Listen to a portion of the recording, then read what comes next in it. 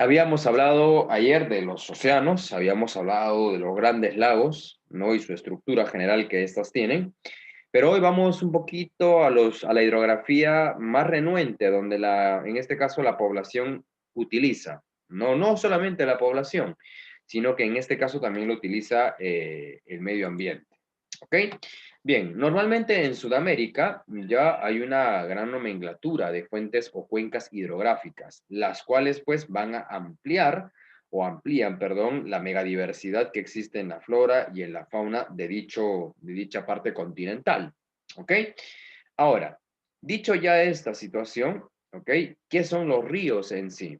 Son corrientes de agua continua. Mira lo que dice este punto, corrientes de agua continua o intermitentes. ¿Por qué de agua continua? Porque hay ríos que están desde su origen hasta su final y están siendo aprovechados constantemente. Los ríos intermitentes se les dice a los ríos pues que nacen en un cierto lugar, pero su cauce no llega a desembocar en los océanos.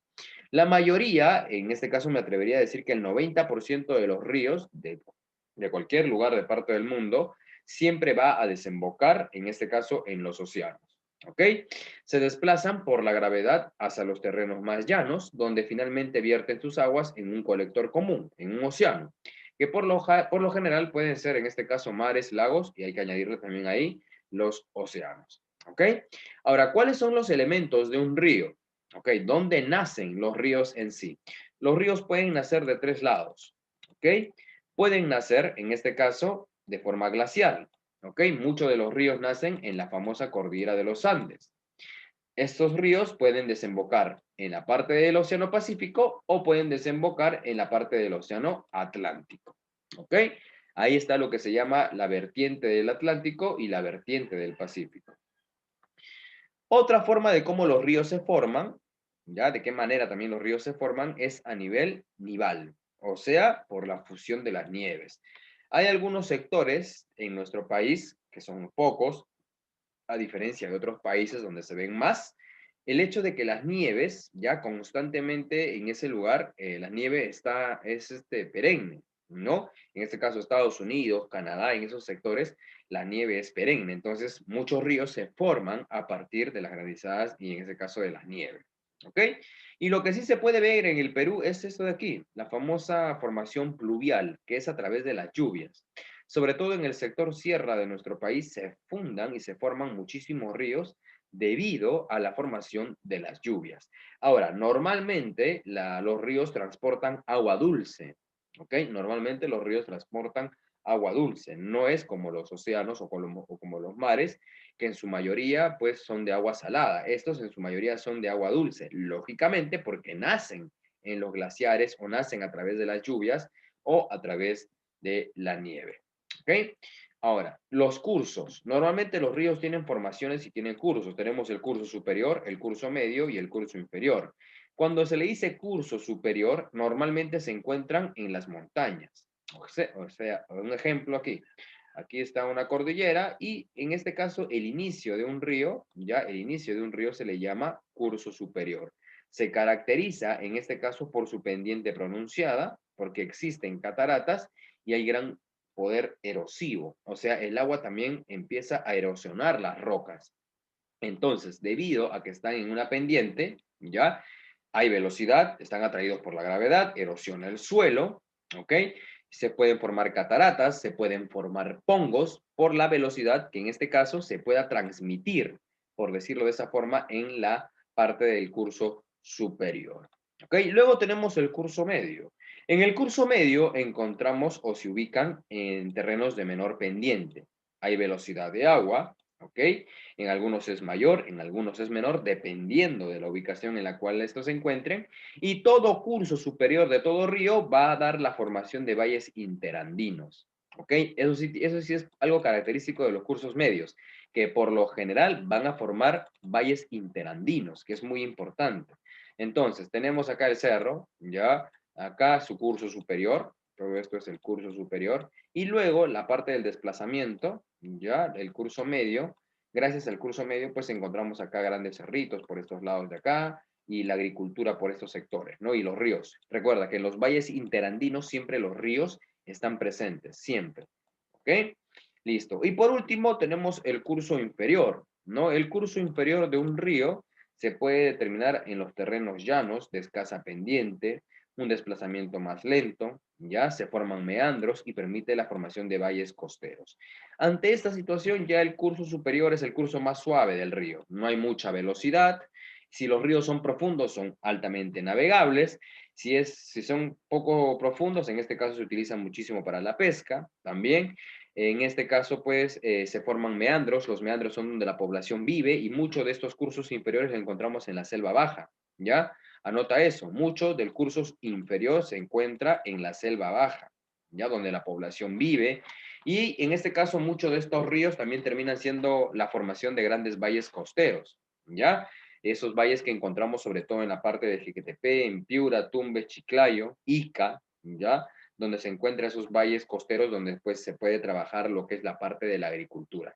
Recuerda, los cursos, el curso medio crea valles interandinos y el curso inferior crea valles costeños, ¿ok? En este caso, ambos lo que pueden aportar es a poder proporcionar agua para la agricultura, que es lo más importante que se pueda rescatar de esto. Bien, ahora, en concerniente a la desembocadura, ¿ya? Porque los ríos también conocen, ya conocen de formas de cómo terminar, por decirlo de esta forma. En este lado, ya la desembocadura es la parte final de un río, donde se vierten las aguas de colector común y se pueden dar por dos lados, un estuario, ¿ya? Y un delta.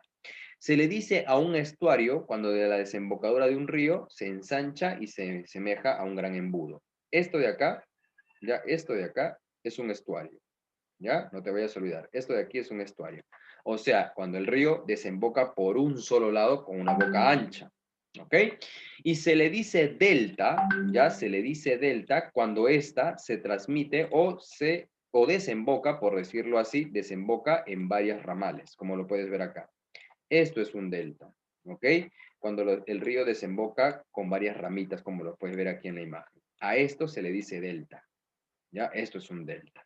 Entonces, hay dos formas, un estuario y un delta. Un claro ejemplo de un delta lo encontramos en el Nilo, ¿ya? El mar Mediterráneo se separa o se unifican los siete brazos del río, del mar Mediterráneo y van a formar el río Nilo, ¿ya?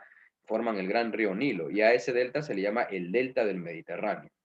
¿Ok? Entonces, los ríos también tienen esas funciones, lo que hemos venido hablando, ¿no? Su nacimiento, ya nacen en las cabeceras de las montañas. Lógicamente, por aquí hay cascadas, por la velocidad que erosiona esto. Y tenemos acá el curso más alto, más rápido, por decirlo de esa forma. Cuando te pregunte, por ejemplo, ¿qué es un afluente? No, un afluente es la unificación. Mira acá, un río nace por este lado, ¿ya? Pero viene otro río que nace por aquí y se unifica. La unificación de dos ríos se le dice afluente, ¿ok? La unificación de dos ríos se le dice afluente.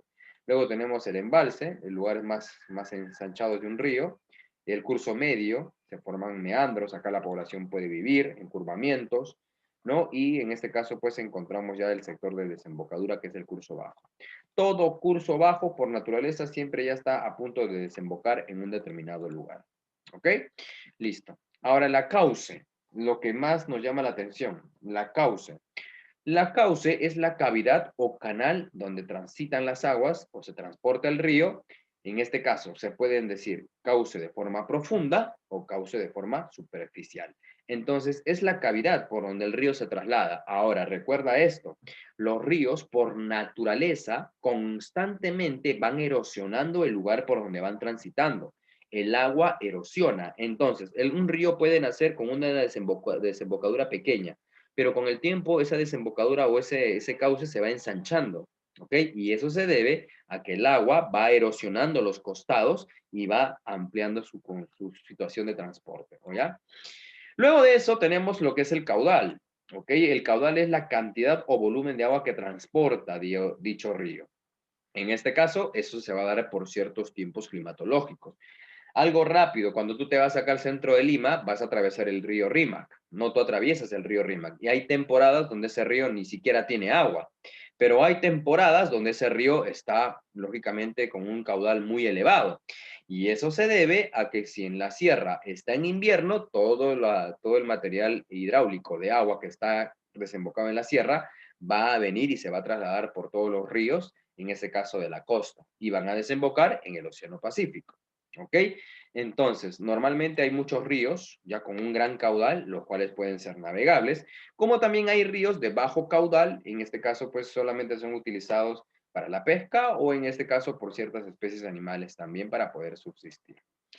Encontramos las famosas cuencas, ¿no? Para ir ya terminando, la cuenca exorreica, cuenca endorreica y cuenca arreica. Se le dice cuenca exorreica, ya se le dice cuenca exorreica o canal de río a todo río ya que va a desaguar en el océano o en el mar. Anota eso, por favor. Cuando yo te pregunte qué cosa es una cuenca exorreica, un ejemplo de una cuenca exorreica, por ejemplo, en este caso el río Mantaro, ¿ya? El río Mantaro es una cuenca exorreica, termina en este caso ya en la parte del océano. Cuando te digo exorreica, perdón, cuando te digo cuenca endorreica, ya son ríos que van a desaguar, en este caso, en lagos, en lagunas. Por ejemplo, los ríos que están alrededor del lago Titicaca, ya el lago Titicaca está a su alrededor como cerca de 16 ríos. Esos ríos, por naturaleza, no desembocan en el océano, sino desembocan, en este caso, en el mismo lago Titicaca. Todo río que desemboca en un lago se le dice cuenca endorreica. ¿Ok? Y por último tenemos la famosa cuenca arreica. Ya la cuenca arreica, en este caso, son grupos de aguas, pero estos grupos de aguas se pierden, ya por evaporación o por infiltración. ¿Qué significa? Un río puede nacer aquí, puede avanzar, tener todo su cauce, pero no llega al océano, ni siquiera llega a un lago. Entonces, a mitad de camino se muere. Cuando un río termina su existencia a mitad de camino, se le llama cuenca arreica, o sea, no desemboca en ningún lago, no es afluente con otro río, no desemboca en el océano ni en el mar. Entonces, ante esa situación, se le va a denominar cuenca arreica. ¿Ok? No te olvides. Entonces, cuando desemboca en el océano, exorreica. Cuando desemboca en un lago, endorreica. Cuando no desemboca en ningún lado, arreica se le termina diciendo. Bien, vamos a continuar. Creo que ese era el punto más álgido. Sí. Bueno, datos más importantes. Ok, esto sí es muy importante que lo tengas en cuenta. En el mundo existen lagos extensos. Por ejemplo, en la parte de América y en el mundo, el río más largo de todo el mundo es el río Amazonas. Ok, el cual pues nace aquí en el Perú, se va a desplazar por, en este caso, por el Brasil y termina desembocando en el Atlántico. También es conocido como el río más caudaloso que existe. Ok, este río es totalmente caudaloso. En este caso tiene sus sectores de ser estuarios también en este punto, ¿ya? Y también tiene sus zonas navegables y ayuda mucho a la biodiversidad de nuestro país y en este caso del continente de América del Sur. Pero el río que recorre por más países es el río Danubio, ¿ok? El cual pues prácticamente empieza por la parte de Argentina, se traslada por Bolivia, pasa por el sector de Brasil y va a terminar en el Océano Atlántico, ¿ok? Es un río completamente internacional porque atraviesa más países, ¿ok? Listo. Y dicho esta situación, pues acá tenemos, en este caso, como te venía diciendo, el río Amazonas va a nacer aquí, ¿ya? En este caso hay afluentes, termina acá y va a desembocar por el Brasil hasta llegar a la parte de lo que es, en este caso, el Océano Atlántico, ¿no? El otro río nace en este sector, aparece por acá y va a desembocar también por este lado. ¿Ok? Entonces, esos son los ríos más interesantes que tenemos dentro de nuestro continente, el más largo del mundo y el más internacional, por decirlo de esta forma, ¿no?